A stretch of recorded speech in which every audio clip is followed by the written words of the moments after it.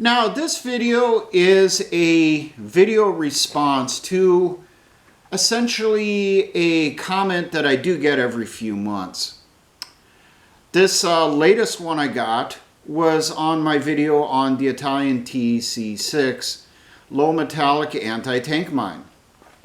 And this current version of the comment is, I should stop doing the content that I'm doing because I could potentially be charged with violations of international law with the content that I do. Now, someone posted a response where they said this sounds like BS. Well, the original poster who put that on there got a little snippy and yelled back that, oh yeah, if that's BS, talk to Ordnance Lab. They've been charged with violations of ITARs. And if you post any content on this type of stuff, I'm going to report you to the FBI and the ATF. Well, my response to this was pointing out that apparently this person must be a little bit upset that Kamala lost the election, you know, and they're just trying to lash out at someone that they don't like. And since I had encouraged people to vote for Trump on the election instead of voting for two communists, you know, I figured that's most likely where this person's coming from. You know, they're still a little mad. They've shaved their head and that stuff, and they've said they're not going to have sex for the next 500 years. This person came back, said, no, I'm completely wrong. They're a Trump supporter, and I shouldn't do the content that I do. Well, here's your response there, Bucky. Now, I do get this comment every few months. Ever since I started the Historic Ordnance series, probably about, 7 years ago, when I posted my very first videos on the Historic Ordnance series, and the very first one I did was on the Anzac Jam Tin Grenade. And then the next one after that was on the Molotov cocktail, pointing out things that police and that should look for when they happen to bust a group of leftists. That would be indications that they're getting ready to make Molotovs, things that are a little bit, you know, different that they may not have known about, certain materials to look for.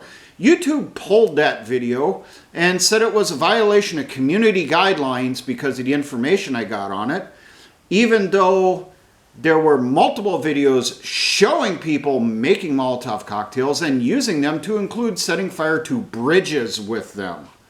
Those videos, even today, are still online, but my video telling people what to look for that leftist groups may be stockpiling to use to make Molotovs, that's a violation. Next video after that I did was on the Soviet TMD Bravo, the first landmine that I ever did in a Historic Ordnance series, and then, well, it's expanded outward, hasn't it? And you know what? I ain't done yet. Now, let's talk about ITARs. What is ITARs? ITARs is an acronym that stands for International Traffic in Arms Regulations. And basically it says you can't sell shit to somebody that the US government doesn't approve of or the United Nations doesn't approve of. And this apparently has been morphed into giving information on ordnance and materials of a military nature that the United Nations doesn't like people knowing about. And that's where Ordnance Lab came in. Now, I am a subscriber to Ordnance Lab. I do like watching their stuff occasionally. I find it quite entertaining, and the information that they don't give in there for legal reasons, I got a really good idea what that information is. Why?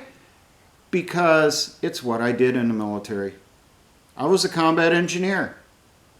In civilian terms, down at Barney level, I was a U.S. Army explosives expert. I am trained in explosives, I am trained in booby traps, I am trained in landmines. I am trained in IEDs. I am trained in making and employing all the stuff. I am trained in finding it.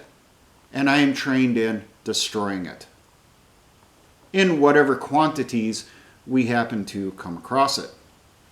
And then, occasionally along the way do things like blow up bridges and put giant craters in roadways or airfields, or, bring down a bunch of trees across mountain roads, or whatever was required at whatever location I was at. So I have a pretty good background in the types of things that I'm teaching. And you know what? Of the stuff I'm teaching, none of it is in violation of ITARs. You know why?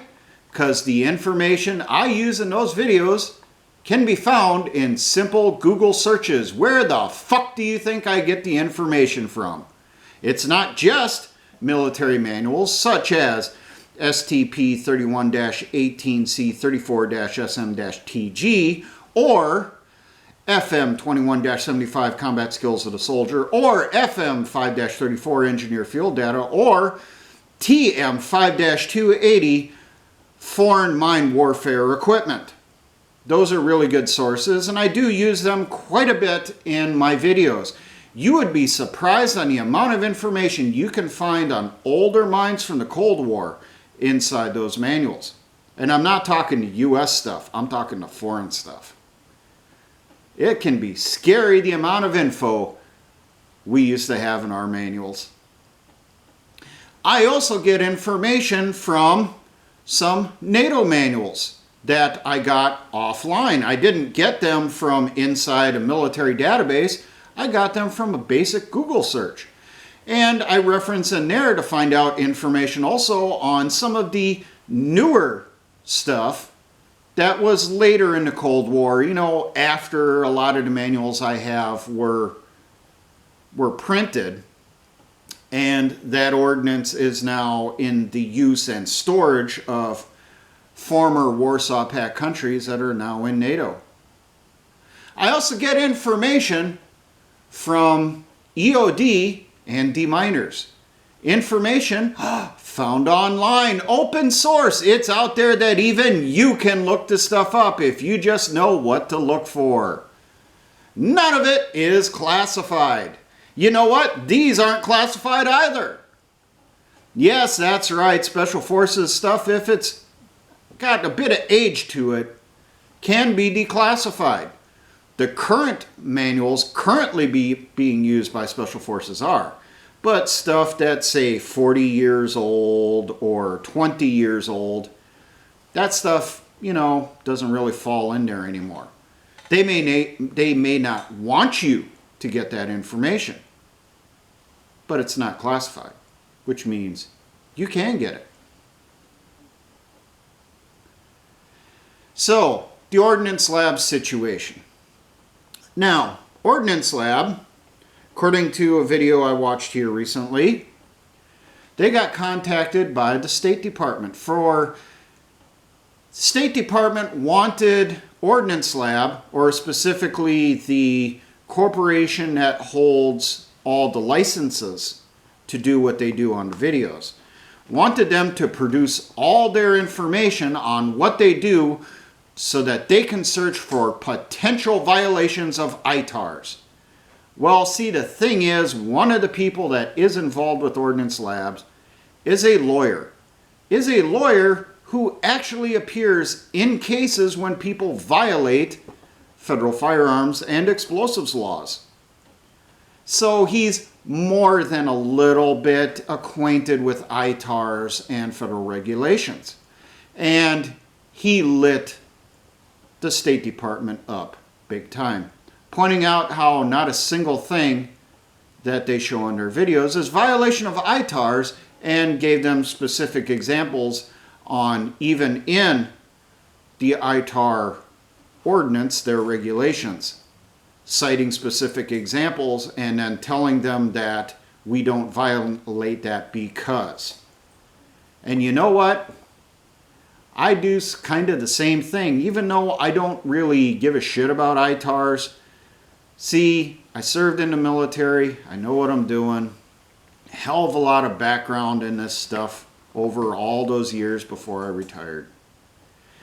And there's a little thing in there where I had a security clearance, and I know that as long as something isn't classified, it is authorized for public distribution, meaning someone like you can find out that information. Now, some of the things that I won't cover, which probably would fall under ITARs, would be things like the M93 Hornet anti-tank mine. Even though it's been out for 25 years, it's still one of those things that we don't put a lot of information out there because it is the newest anti-tank mine that we have, even though we only have 951 of them reportedly in the inventory, at least according to Wikipedia. I also will not be doing a video on the M7 Spider. Yes, that new anti-personnel mine, which is controlled with a freaking iPad. I'm not going to put out information on that. Why? Because that information is still classified. Now, some people are going to say, well, you violated the stuff, Security Guy, when you posted the information on the M86, Pursuit Deterrent Munition, and the SLAM. Actually, I didn't. The M86 Pursuit Deterrent Munition has been in the inventory for over 40 years, and all of the information for that piece of munition, guess what? I got all of that info from declassified manuals. All you have to do is go out there and look for it. And as for SLAM, well, that was authorized for use by the average combat engineer and infantry reports, apparently, here a few years ago. And the information I got on that one, most of it, about 90% of it, I actually got from the U.S. Army itself in its own press releases. There are certain things I didn't find information on, but I was able to piece together enough info to let you guys know how that thing works. Now, why do I do the Historic Ordnance series?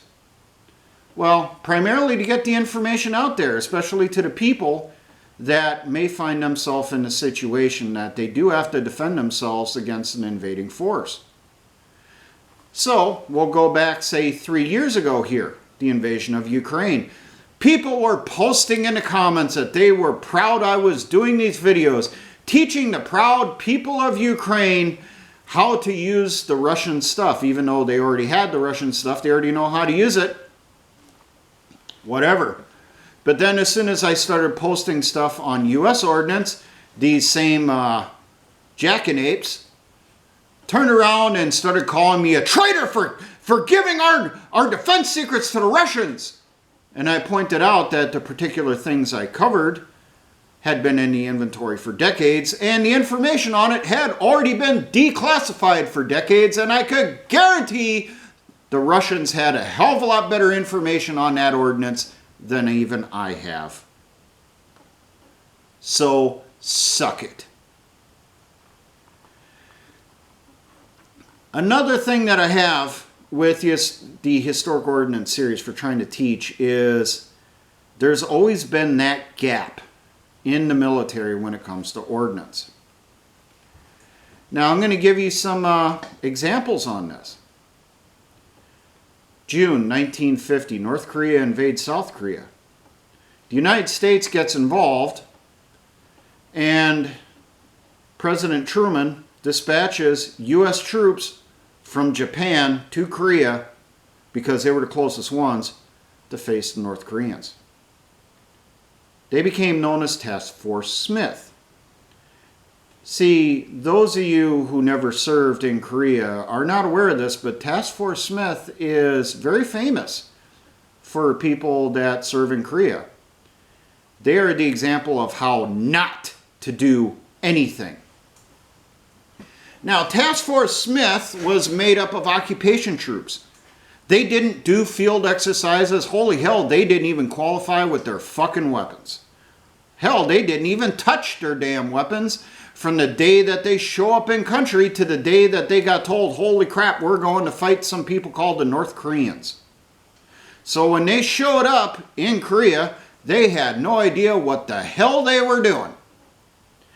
And there's one little example that was always cited for engineers serving in the 2nd Infantry Division when we were up in Area 1, that area immediately behind the Imjin River, north of the Han River.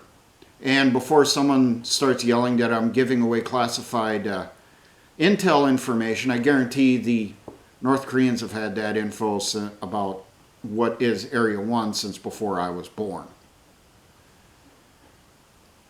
Now there's a little story. Task Force Smith comes in, and they're tasked to slow the North Korean advance.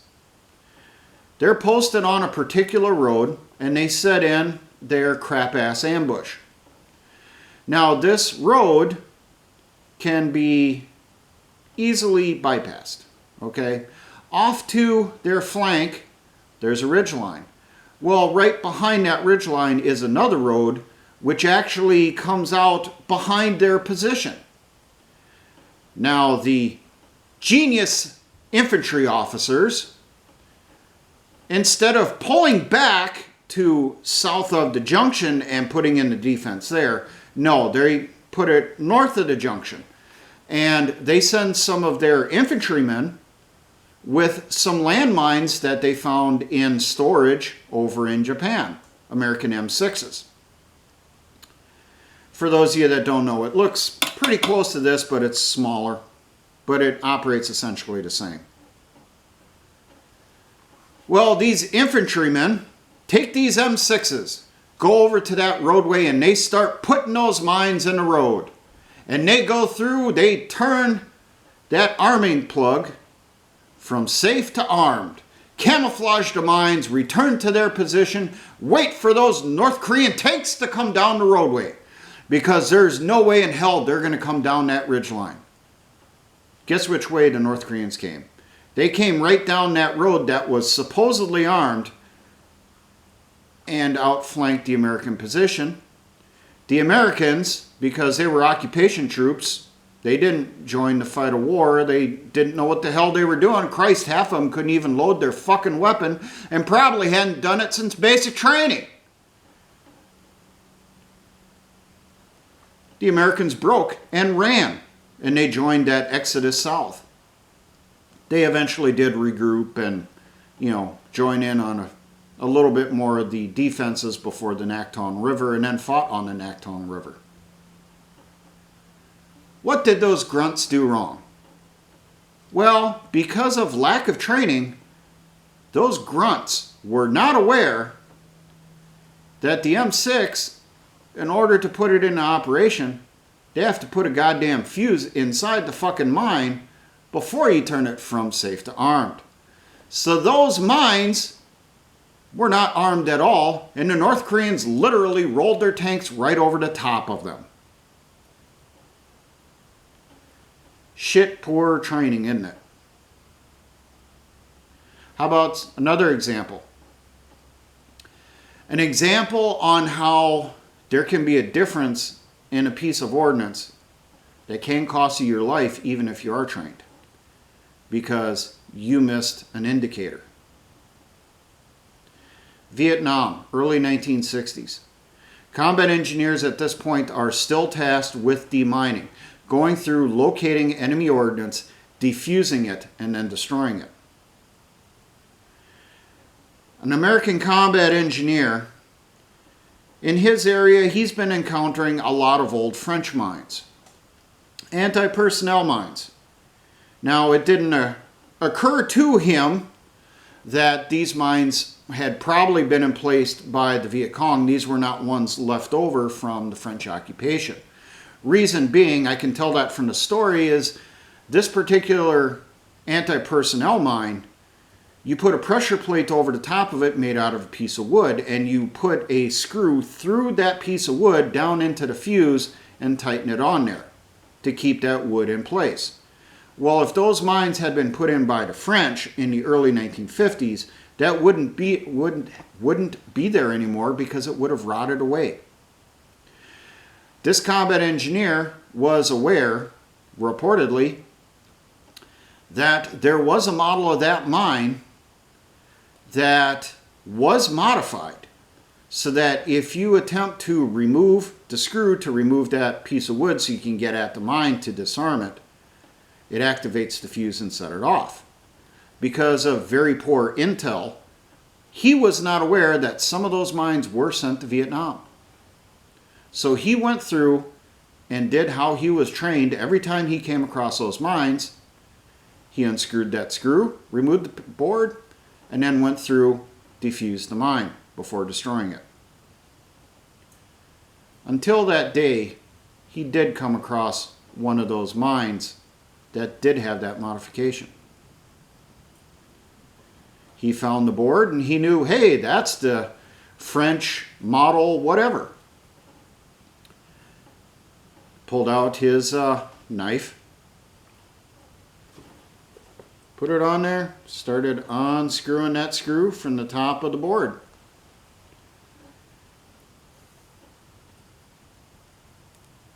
He lost his hands and he lost his sight, but he still survived the blast. And he survived long enough to give that story to Soldier of Fortune in the 1990s. He realized he should have looked for a few indicators that it wasn't the particular model that he thought it was, that it had one of those modified fuses.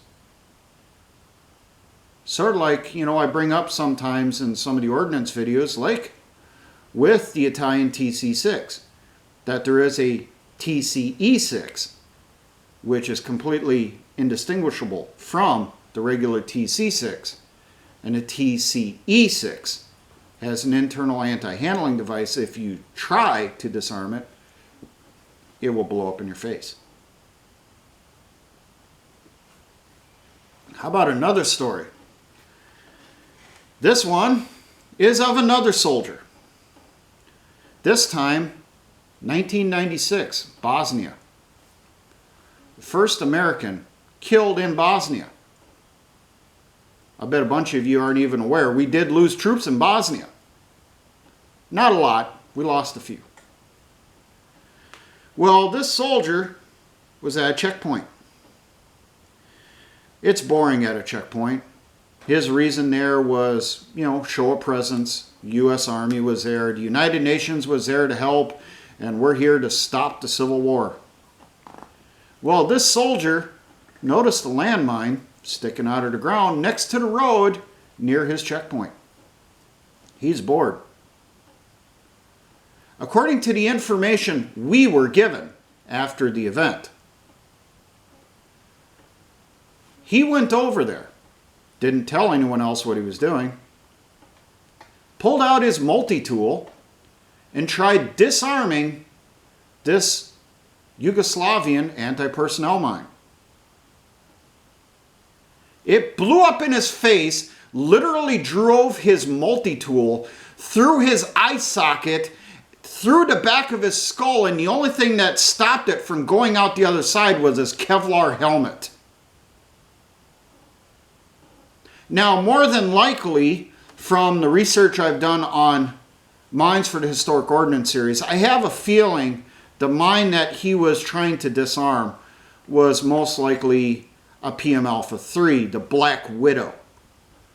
A mine that the former Yugoslavians, the Bosnians, the Croats, the Serbs, they don't even want to mess with because of how dangerous it is, and they outright say never try to disarm them for a reason, because they're too twitchy. This soldier probably misidentified that mine as being a Russian PMN. And he was probably going through, taking that multi-tool, trying to cut the rubber around the pressure plate to try to disarm the mine, to get at that fuse, to clear that mine from near his checkpoint to protect his fellow soldiers. Piss poor training, and it wasn't even his MOS. He was not an engineer. He went up there and started fucking with something he wasn't trained to do. He had just bare minimum training to be able to identify that, hey, that's a landmine. And that's about it. Maybe he knew a little bit about this, you know, the PMN, because of reading about it in a manual, and he figured, hey, it's got that rubber cap on top, it's got to be one of these. Not knowing that there are other mines that have rubber-covered pressure plates. He died because of his stupidity.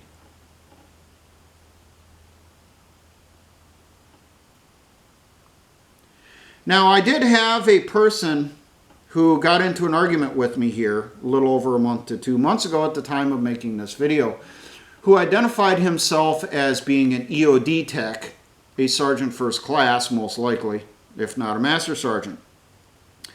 And he started telling me I shouldn't be doing these videos because I'm giving out information on these mines and this ordnance to people who have no understanding of how to do this, and they're just going to get themselves killed.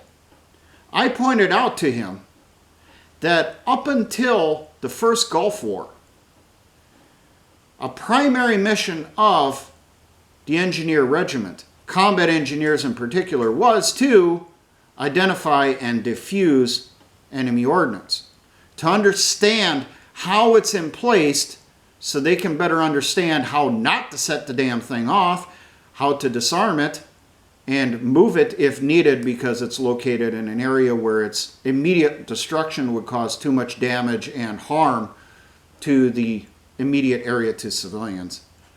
That's why we were taught that, to defuse mines, is to move it away from the civilians, take it to a location where it could be destroyed. We could do that up until the first Gulf War. At that point, our mission changed to locate, identify, and destroy. This EOD technician started yelling at me saying, no, that was never your job. That job has always been for EOD. You guys' job is to locate the stuff and let us know so we can destroy it. And we argued for a while. And you know what? I actually have videos posted on this channel right now showing combat engineers defusing enemy ordnance in World War II and Vietnam to move it to a disposal area for destruction to get it away from civilians.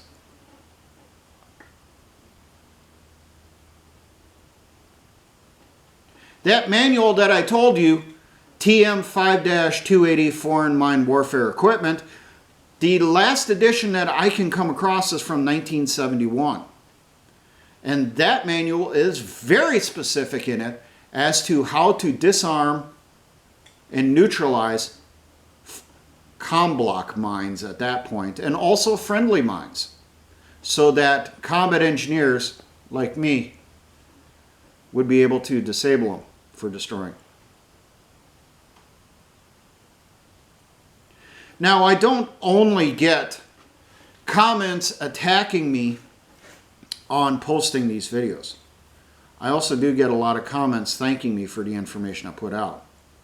From, well, I can think off the top of my head here, a student who's in EOD school for the U.S. military right now, who's studying to be an EOD tech, thanked me for putting out a video on a particular piece of ordnance because he said his instructors were not explaining it very well, and I did a lot better job putting out the information he was looking for, so he knew what he was supposed to do when he does his qualification test. I also had a message once from a soldier in the Belarusian army, commented on the video for the MON 90, thanking me for the information that I put out because I gave him information that his instructors at the Belarusian infantry school did not have. He was asking questions on that mine and they would not give him the information. They wouldn't even give him the manual to look at to look for it. He found that information out by watching my video and thanked me. So now he knows how to more safely handle that piece of ordnance. I have also had comments from law enforcement bomb squads. Some of their people sending me a comment thanking me for the videos I'm doing because I'm explaining information better than the booklets and materials that they have for reference. He thanked me for giving that information and explaining it in a way he could understand. You're welcome. And I also get comments from soldiers every few months.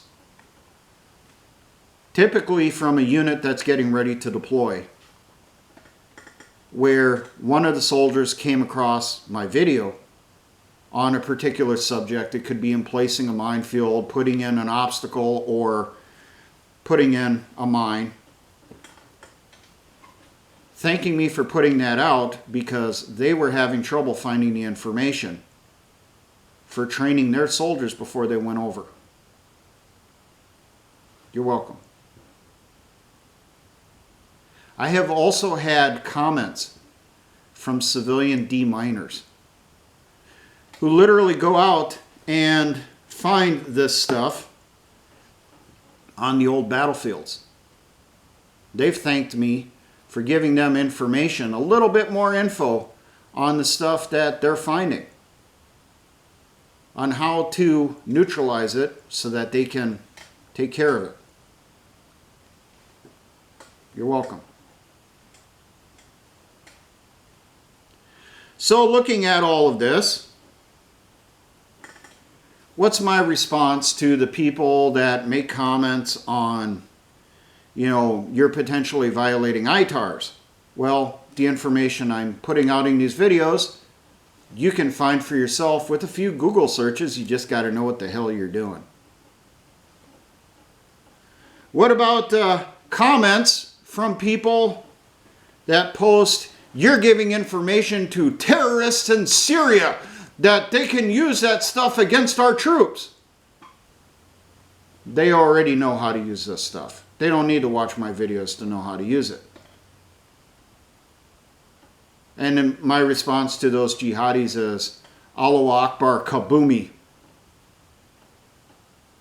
And I hope you go to your afterlife and find your 72 Virginians. I hope you enjoy your afterlife.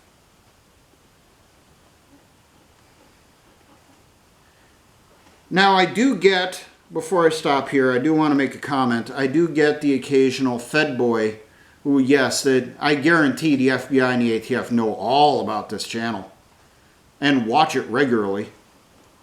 I do get the occasional comment from them too. Not to stop doing what I'm doing. They keep trying to get me to do shit that will violate the law. Every 4 to 6 months, I get one of them commenting, I should do a video explaining how to do car bombs. Or their next one that they do quite a bit is, I should do a video on explaining on how to make suicide vests. I actually got a comment from someone here within the last 30 days asking me to do videos explaining how to make and use chemical mines. You know, the type filled with like nerve agents and that type of stuff. I told him, no, I'm not going to. And I tell that to all those others too. Now, some of you may make the comment now that, well, I do videos showing how to make IEDs. Yes, but I leave out a step or two. So if you have no training in demolitions at all, you're not going to get the results that you thought you were going to get. Those steps that I leave out are very obvious to people like me. People trained properly in the use of explosives and mines. Trained properly in building booby traps and IEDs. You'll catch those steps. The average person won't. So, the final wrap up here. Am I going to stop doing historic ordnance videos Fuck no. Suck my meter worst, you Fed boy pieces of shit. Ram a fucking picket up your ass that's wrapped in rusty barbed wire and have your boyfriend ram it in and out of you multiple times. And as you're bleeding out of your shredded asshole, I hope you think of me as you drift off to the afterlife and you meet Old Scratch as he's about to do the same thing with something a hell of a lot bigger than a rusty picket. Go fuck yourself, Fed boys. And you know what? YouTube heroes, go fuck yourself too. Now, for everyone out there who does like this content, does realize the value of it, always remember, essayons, let us try.